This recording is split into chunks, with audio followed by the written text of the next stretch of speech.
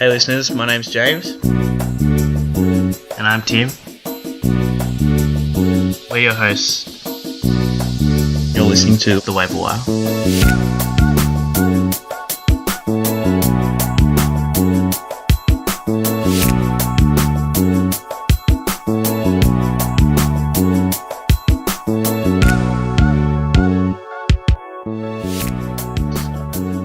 Hey listeners, welcome to the 6th episode of The Waiver Wire.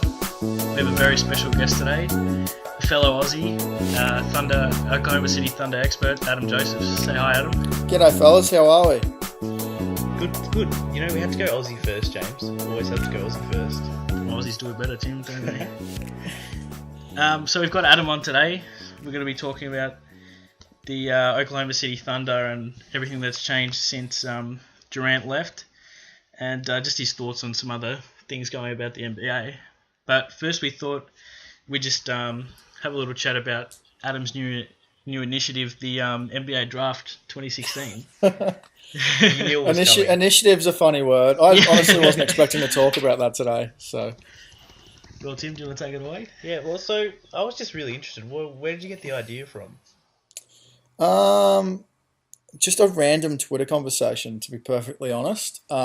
It was inspired by, I don't know whether you guys know Adam Mayers from SB Nation and Denver Stiffs. He does was actually my editor. Yeah, the NBA PhD program. Oh, yeah. I actually made the list this year on that, which I was pretty stoked about. And I really like the NBA Twitter community. It's so welcoming. I mean, compared to, obviously I'm also part of football or soccer Twitter, because of my involvement with Manchester United. But the difference between the two communities is vast, and everyone is so welcoming. You share each other's work. It's really easy to get to know people, even national guys, like not the Zach Lowe's of the world or anything. I don't get to talk to them on a daily basis, but like there's a lot of friendly, just awesome people there, and I sort of wanted to celebrate that, but at the same time, give some praise to guys who do really hard work. And it's really hard to build your following on Twitter. I think you guys would know that. I know that. And I thought it was a good way for everyone to network.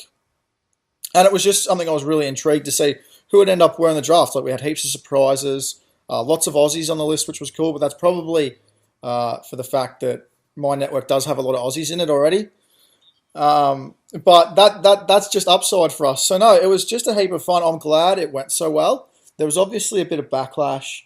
Yeah, I saw a little bit. There was quite a bit, but I don't see anything negative about promoting people's good work. Yeah, it worked out well for us. We got a bumper from followers from getting placed there in the second round. I don't know. That actually means someone voted for us, which is surprising, but that's all right. But yeah, it was awesome. I followed quite a few people out of that because, yeah, you're right. It's hard to build your following, and there's a few people whose work goes unnoticed, and just a good way to get everyone out there. Yeah, no, exactly right. Well, now that that's out of the way, we'll get down to the serious stuff. So, Sure. Well, first of all, how did you think Durant leaving would affect the Thunder? I felt like I've been going through a breakup all summer, if I'm perfectly honest. I was thinking about it today, and it's like I just can't let him go. But it was more. I think people just assumed the offense would fall away. While it's not a juggernaut anymore. It's a good offense, but they won't be finishing second anytime soon in offensive rating. Defensively was where I was worried. I actually thought he was a bigger loss defensively than Ibaka because the Thunder have such poor perimeter defense, and a lack of wings, and just not having like a small forward now where Robeson's had to slide to small forward. He can't score. Cole Singler hasn't been an NBA player until preseason. It's a little, yeah. He's like, and his haircut is equally horrible. But everyone always comments about the haircut. I love it. Oh, my best mate is growing his hair like that, and it is disgusting. It is absolutely disgusting. But he's been okay in the preseason. But yeah, just a lack of wing depth in a league where having premier wings is such a thing now, and like we're seeing wings get paid record sums. it's very worrying because it's like the league is zigging and the Thunder are zagging now. So it's a little worrying that aspect, but they found a way last season to adjust to not doing it the normal way. I mean, last season they didn't do a lot of small ball in the playoffs. They smashed the Spurs with their bigs. They did beat the Warriors with their smalls, but that is the only way you can beat the Warriors because the Thunder had that rare brand of athleticism now that they don't have, seeing as Durant decapitated the Thunder by leaving. But yeah, I'm really worried about that wing depth. I still think they're above league average on both ends, but it's going to be a little while before we see exactly what it all looks like. Yeah, I get you. So me and James were talking, and we figured out the one thing that we're kind of worried about most for the Thunder is the spacing issues, especially with a lineup of like Westbrook, Oladipo, Roberson, Sabonis, and Steven Adams. So there's no real sniper or laser shooter in that group. Oladipo's a fairly decent shooter, but Westbrook's just a volume shooter. So how do you think this will impact the group moving forward with no real laser shooter? Well, I think when it comes to the starting lineup, you're looking at probably one of the better defensive five-man lineups in the league this season. Sabonis is a very good reader. I mean, look at his dad. He's a very good reader of knowing where to be on defense, and that's pretty impressive for a young European. It's normally quite a big adjustment coming over, but he seems to be doing quite well. I'm not sure he stays in the starting lineup all season long, but he'll be there for now. Adams has come a long way defensively to being where he's a premier big man defender. Roberson is one of the league's best defending wings, and then Oladipo is a terrific defender. And then Westbrook can defend when he wants to, but that doesn't mean he's a good defender. So, but he defended well yesterday. He didn't gamble, and the defensive rating with him on the floor was excellent. So the way I look at it is, in the terms of the starting lineup, they grind for stops, and they still have enough creation on offense to get by. So obviously Westbrook's got the ball in his hands a lot. Oladipo actually had the highest open field goal percentage of any player in the NBA last season. So that qualifies as when a guy is more than 6 feet open, what he shoots, and he shot 60%. So there's that, and you've got to put them in the right spot. So what they've made the mistake with Roberson is actually planting him in a corner. It's the worst thing you can do for a guy who is a confident shooter, and let's be honest, he's still a poor shooter. So what they've been doing is getting him on the move, catching the ball, cutting and slashing, and things like backdoor cuts is things they've been exploiting. So the key is probably creating an offense that works around that. So you can feast off the pick and roll between Steven Adams and Westbrook. And then Sabonis is an all-right shooter. Where he fits is a point of intrigue to me. But you can keep Oladipo, or more particularly Roberson, on the move, still in those sets. Yeah. So I think Billy Donovan was very creative. I understand with Roberson because... Yeah, go ahead. Sorry, keep going. No, it's fine. With Roberson, it's the same sort of thing Houston's been doing with KJ McDaniels, because they finally realised that, they may improve their shot to maybe like 30% if they're lucky, but trying to get them into the game, things they're strong with, like they're both quick players, so if you can get them to backdoor cut, and they're good strong finishers at the rim, so if you can play them to their strengths, you can kind of hide them on offense rather than just sticking them in the corner and trying to play 4 and 5. Yeah, well, that's it. And I think we assume now in this three-point shooting era that you've got to play 4 out with 1 big, and that means the players have to be in the perimeter. They actually don't. They just have to be on the move. I think you saw with the Australians this summer at the Olympics, it's not necessarily about having great shooters. It's about creating good shots. So just as important as ball movement is player movement, and that's translating into the NBA. You'll notice with a lot of the NBA teams at the moment, they're playing an almost European style of offense where player movement and ball movement overalls star power, where isolation basketball is actually becoming low percentage, unless, of course, you are Kevin Durant. So, everyone's adopting the Spurs, pretty much. Everyone's becoming that high volume, passing, pass, until you get that good shot. There was actually, I was watching the Chicago game today, and I'm not sure if this is a different example, really, but Rondo was after his 10th assist, how Rondo becomes Mr. Stat Collector, and yes. So he was running towards the rim, and he was in the key for 3 seconds, and he would not take the shot. He was just looking for the best shot, and so he passed it out about another 3 times, and then just got cooked for 3 seconds. But like, he would not take a shot. No one would take a shot until they were completely open for a 3. So I hate Rondo, man. I hate him. It's alright. We're not his biggest fans either. So, Yeah. but yeah, it's Chicago shot like 50% or something. Dwayne Wade was 4 of 6, so that speaks of itself from 3-point land. So, I mean, it works. So they might as well do it. Well, he made 7 threes last season, so Yeah, exactly. There you go. He made 4 already. yeah. And they were big ones too. Oh, well, maybe he should have been shooting more threes. Yeah, maybe. Well, apart from spacing but I guess even if you have spacing issues, Westbrook is that good at getting to the rim that he creates like kind of gravity. He pulls players towards him, so that kind of creates its own space. But yeah, I mean that's where the room for Oladipo comes through. But I guess they're both good at driving to the rim, so someone like Ilyasova comes off the bench, kickouts to him. He would probably be your best 3-point shooter now, apart from Morrow. But I don't know why Morrow doesn't play. I think Alex Abrinas will be the best 3-point shooter. I think people are going to be really surprised by him. The Thunder have been trying to get him over so badly, and I bet they're regretting now seeing what he is.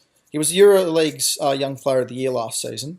Oh, really? And yeah, so I think he probably projects to shoot about 40%, which is what we'll need, and particularly because Anthony Morrow probably is not going to play.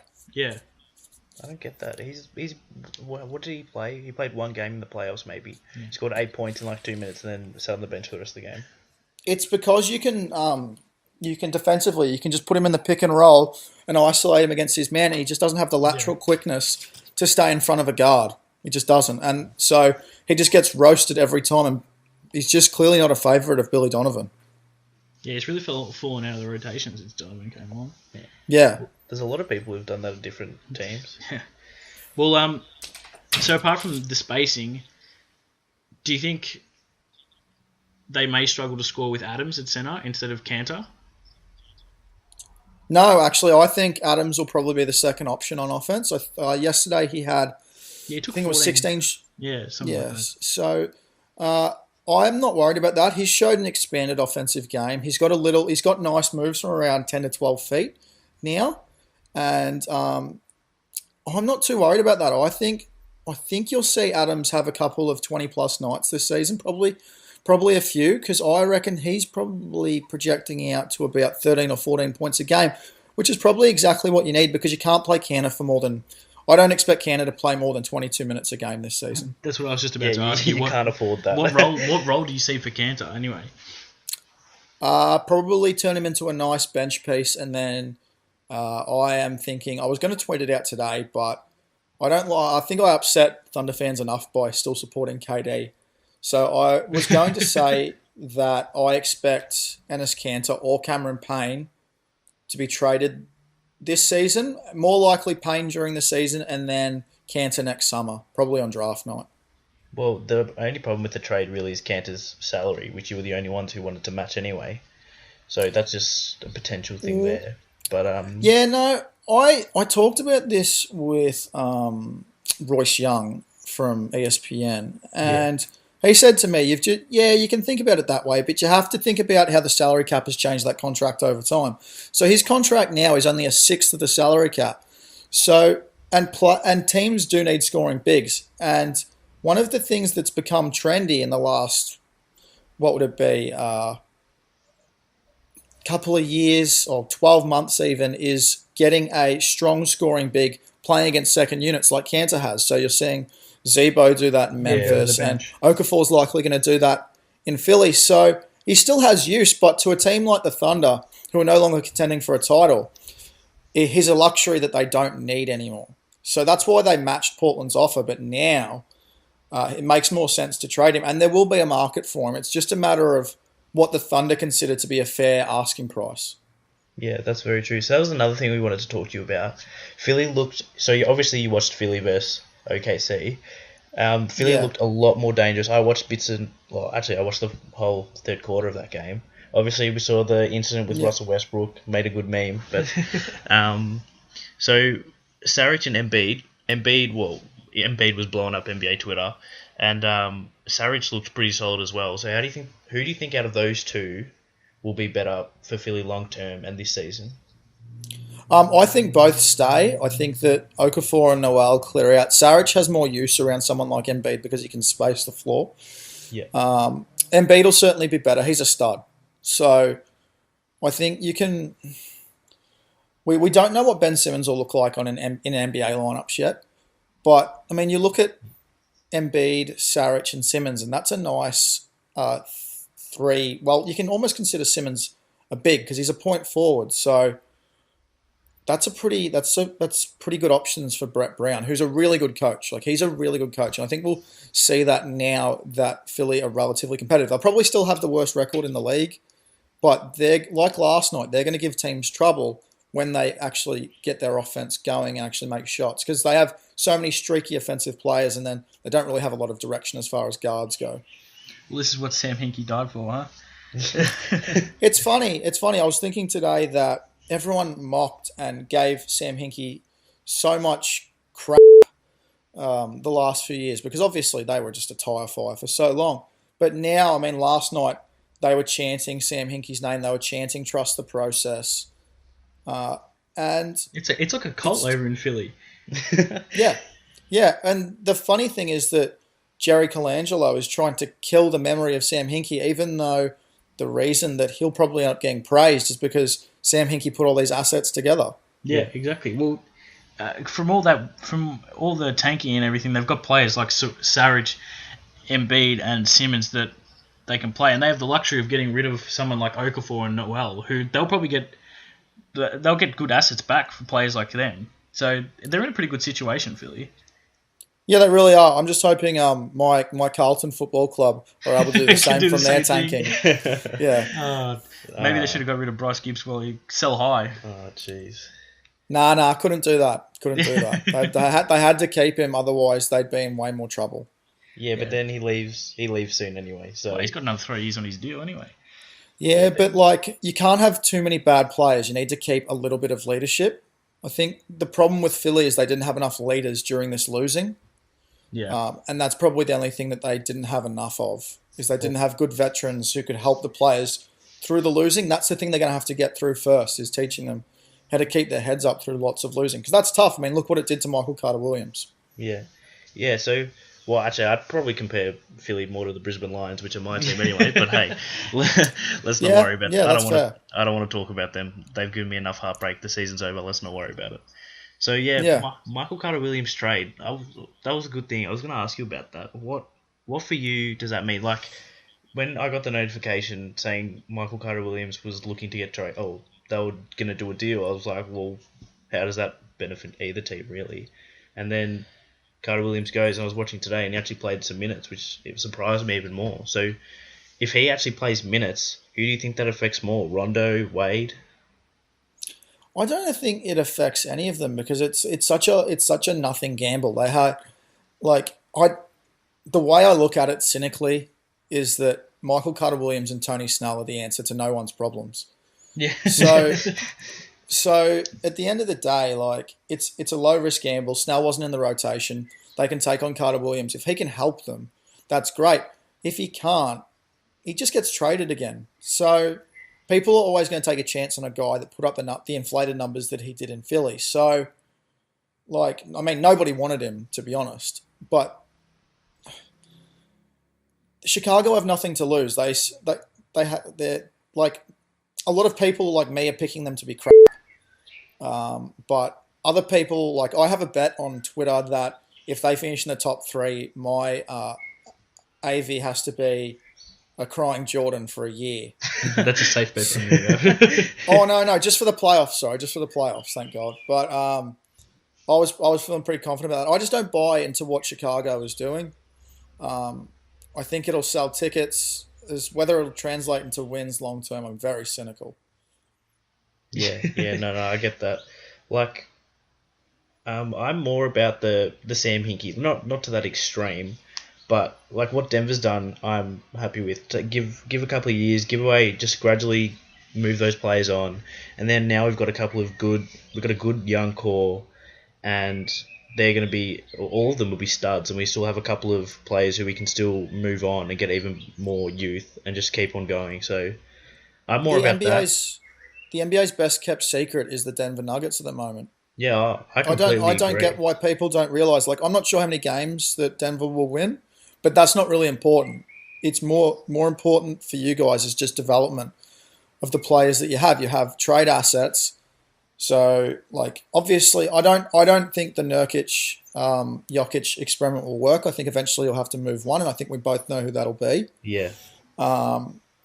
But you guys have so many options, and then you have players to trade. You have expiring contracts who will have, like, let's look at it this way. Like with Gallinari, if a team is in playoff contention, like in championship contention down the line, they'll probably be willing to give up a first-round pick for him close to the deadline. And that's probably a good result for you guys because I don't really see the need to keep paying Gallinari. Yeah, he's going to be moved on because our core's championship deadline is well after his prime deadline. Exactly. Yeah, so your window won't be open for another while. So you've got players like Chandler and Gallinari who, exactly as you said, closer to the deadline, teams will get desperate for players like this if they think they can really win it this year. OKC. And they'll play a premium for these wing players. Oh, yeah. So exactly. That's, big things coming from the Nuggets. But then we have no... See, that's the only problem what we did now with... We waived about three... We had 3 or 4 small forwards all contending for that final spot on the roster. And we waived all of them and decided to keep... who did we keep? I can't even remember. He's not going to play a minute, so it doesn't really matter. But, as you said, Nurkic, Jokic... That's what I can't imagine with Philly as well. Like, they have Saric, Embiid, Okafor, and Noel. I'm dealing with 2. I love both Nurkic and Jokic, and I can't deal with trading one of them. How are they going to deal with trading maybe 2 or even 3 of them? Well, I think Noel sealed that deal already when he said that there was no way that it could work. And I think I don't know. I really like him, so if I was Golden State, I'd be putting everything I could into figuring out how I could get a trade for him. Yeah, well, I'd be doing everything I could to put a trade for Anthony Davis at the moment, but yeah, but he's not going anywhere. Honestly, yeah, no, he's stranded. Yeah, honestly, I do not want to see that New Orleans team without Anthony Davis. And when I was watching, so do you have League Pass? I do. Yeah, so you know how you can watch the stream like 15 minutes before, and they show all the pre-game stuff that they do. Yeah. Yeah. They'll show. I was watching on the New Orleans one because the Denver one wasn't working yet, and they were showing Alvin Gentry talking to the fans. He's like, "I think we've got the right complement of players this free agency going through that'll complement Anthony Davis and stuff." And they were looking at the names. It was like Langston Galloway, Houston reject Terrence Jones. Yeah, just honestly, without Anthony Davis, that team is just. That team is worse than Philly. They are worse than Philly. At least Brooklyn has Jeremy Lin. Yeah. They got Sean Kilpatrick. He's a jet. He's great. Yeah. I think he's good. Yeah. Brooklyn will do a lot of losing this year, so it doesn't really matter. They're always going to do a lot of losing until they get some sense, but that's not going to happen anytime soon. No. Do you know who got some sense? The Kings. They got Dave Yeager. They were defending for once. No, I was surprised. Yeah, I really like Dave Yeager. I think he didn't get enough credit for what happened in Memphis last season. I think they talk about, when they talk about Memphis, they attribute it to a veteran culture and the culture of Memphis. But for a coach to hold that together with the injury list as big as New Orleans was last season, we saw what a disaster they were. That was so impressive. They had no one. They literally had no one left, and he managed to pull them all together, save for a couple of blowout wins towards the end, losses towards the end. But he did a really good job encouraging these players who were, they probably, let's be honest, they're not NBA level, and they he got a solid defense out of them. So I'm excited to see what he can do with Sacramento with players like Rudy Gay, DeMarcus Cousins. He's got a lot better lineup than what he was dealing with towards the end of last season. Rudy Gay looked really good today, but apart from that, yeah, Boogie killed it today as well. Yeah. I don't believe in Rudy Gay. I think he's a myth. A lot of people have said that. Yeah, no, he's been floated as coming to OKC. Like, obviously, there was the rumours that he was going to be. It was paying for Gay. I would just be so disappointed if he was to come to my team. Yeah, he's one of those. There was the same rumours about him going to Houston as well, but it's the same. In reality, he's one of those players who does a couple of shots, but he doesn't really help anyone else. It's all about himself, really. Scores 17. Teams improve every time he leaves. Yeah, exactly. Like Toronto was so much better after he left. Sacramento, we'll see. Because I don't think he'll hang around much longer, to be honest. No, well, he's already indicated that he's opting out. Yeah, exactly. So yeah. Interesting with them to see if Ty Lawson can rehabilitate his career. He's played alright the last 2 games. I think he's got 18 assists in 2 games. So I think he'll be all right. I think it's tough because you don't know how to set expectations for a player like that. Yeah, well, after he fell off a cliff in Houston, it was pretty embarrassing to watch him play. Yeah, it was embarrassing to watch Houston play though. Yeah, well, mate, I had to sit through 82 games of that shit last year. So, oh, you're a Houston fan? Yeah, I'm a Houston fan. Oh, apologies in advance. I'm a Houston trasher, so you're a what? Sorry, I can't help it. I just trash Houston every chance I get. No, good. You can join me in doing it. So does everyone else, mate. It's alright. Yeah, no, they're a betting nightmare. Yeah, mate. I covered the spread yesterday, and yet again I was disappointed. Yep.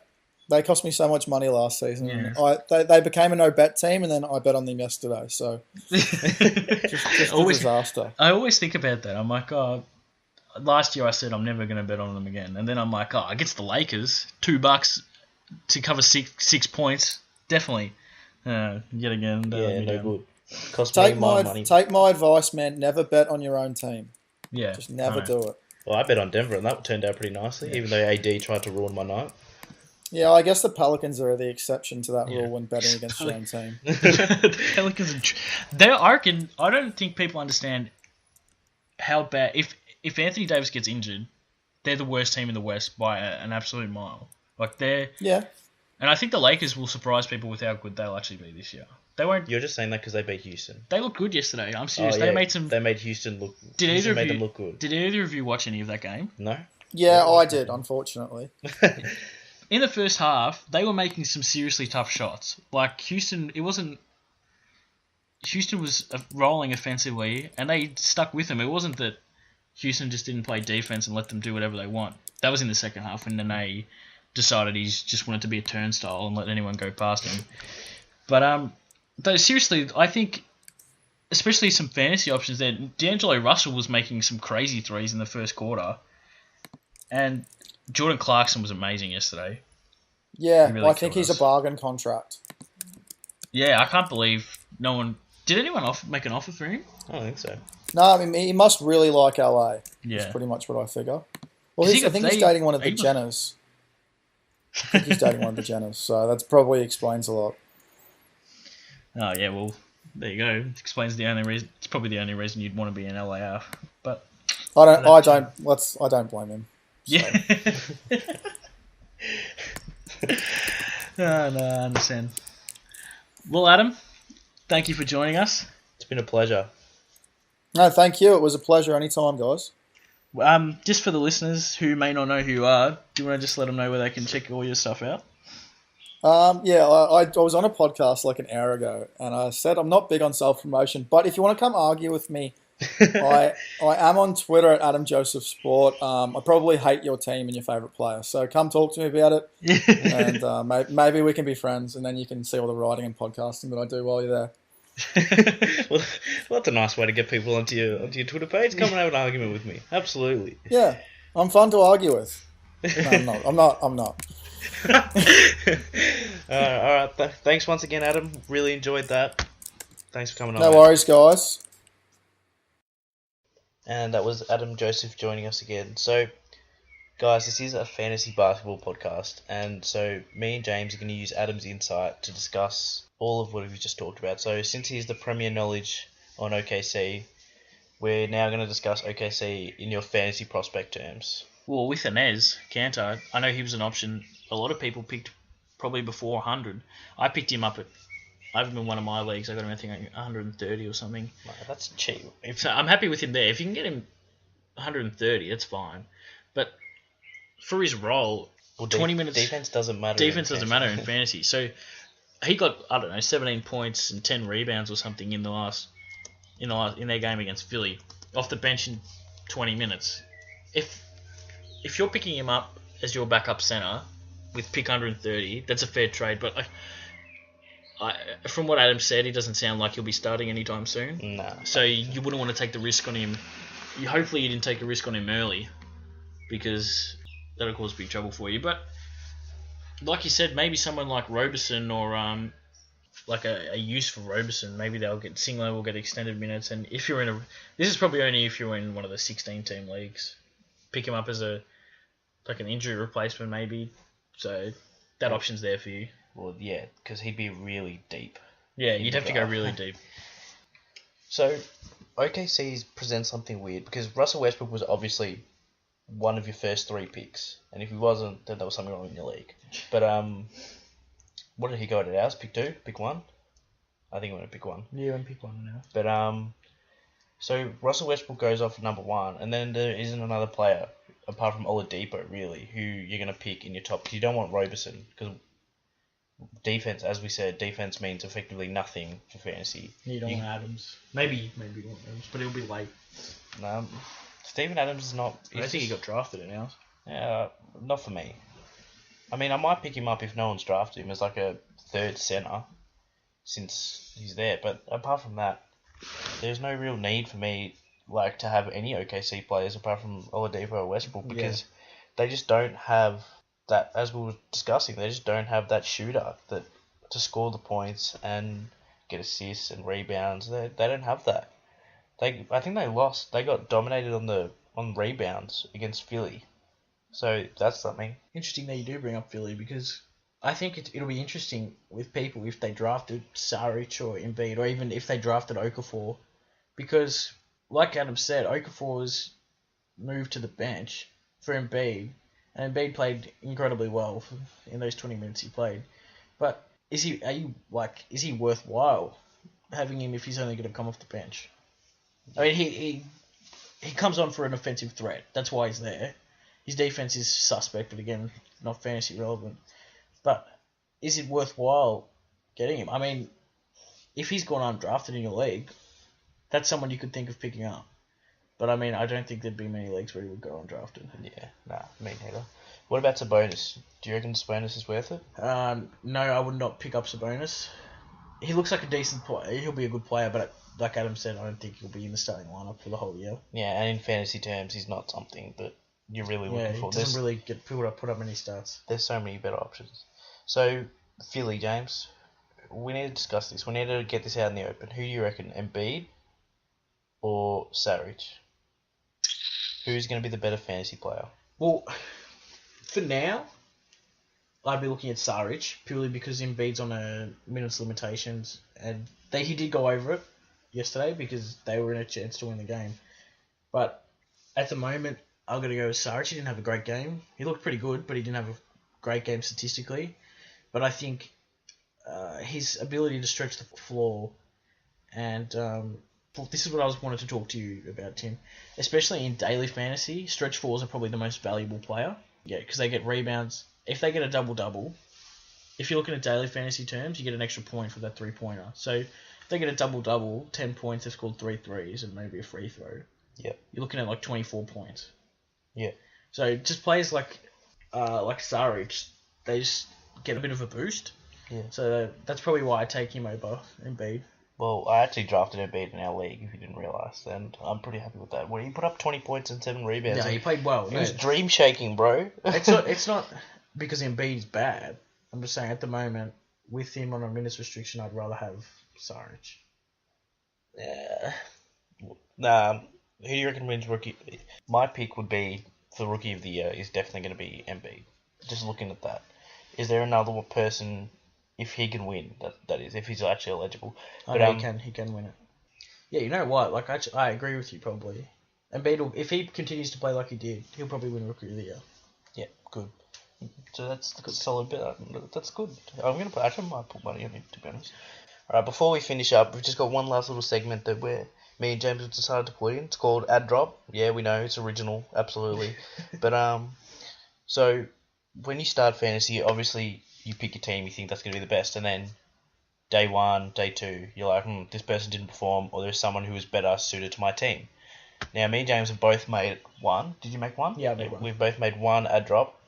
So, I dropped Robert Covington. He put up a solid performance, 10 points, 5 rebounds, 5 assists. But I have a soft spot for my man Ty Lawson. He went undrafted. Everyone knows I have a soft spot for him, so he immediately made his way onto my roster, and I'm stoked. He put in another stellar performance today. Put it up got another 10 assists, couple of points, couple of rebounds, does everything. Got 30 daily fantasy points for your competition, so I'm stoked with that, to be honest. So you're telling me Robert Covington is available on the waiver wire? No, I already picked him up. I dropped Paddy Mills and I picked him back up. You dropped Paddy Mills? Yeah, Paddy Mills, nah, he's not doing it for me. So you've made 2 changes, mate? Well, I haven't made that change yet, but I'm going to do it before you do. And I have preference on the waiver wire, so... Well, that's annoying. Well, yeah, I've made one change. Mistakenly, after... Happens every year, Tim. You get sucked in by pre-season. Derek Williams, I thought he was going to be the absolute steal with pick 149 in the draft. Turns out, didn't get a minute against Orlando. Even though he started every preseason game. I thought maybe even he would play 20 minutes off the bench behind Luke Babbitt. Nope, didn't happen. So I dropped him because it's not like he's in any threat of being picked up. If he does manage to find his way into the Heat lineup, I can just grab him back again. But yeah, I dropped him for Ish Smith. So Ish Smith it wasn't fantastic, but I reckon he's serviceable. I was pretty low on guard depth, and he's pretty serviceable. Ish Smith, I think he got maybe 10 points and 5 assists and 5 rebounds or something.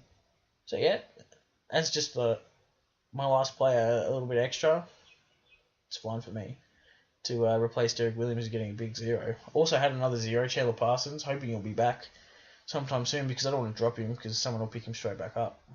Yeah, that was my problem. I didn't want to drop Paddy Mills in case someone picked him up, and he was playing today, so that was my only other problem there. Yeah. So we're both happy? Yeah. Both happy customers? I think I was happy with my ad drop this week. Let us know who you've ad dropped. I saw a lot of people who had added Ty Lawson, and there's actually a couple of people who dropped him as well. For some reason. That's good ad, Ty Lawson. So yeah, let us know who you ad dropped. Just quickly before we go, just like to give a shout out to Tim and congratulate him on both winning our first bet of the season and coming 13th in our first opening day daily fantasy contest. So if you listen to our advice and you jumped on with that lineup, you would have profited nicely. Made a bit of money there, actually. Depending on how much money you put in. So me and James did that was a free contest. No, that was the $5 contest. That was the $5 contest, and we also did it in a $15 one.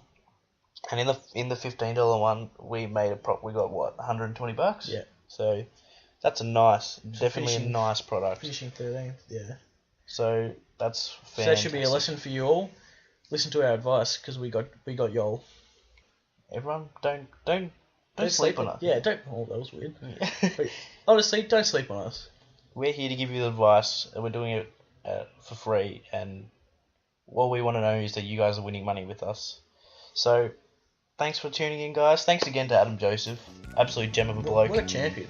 Gem of a bloke. Good old Aussie bloke. Thanks, everyone. See you all next week.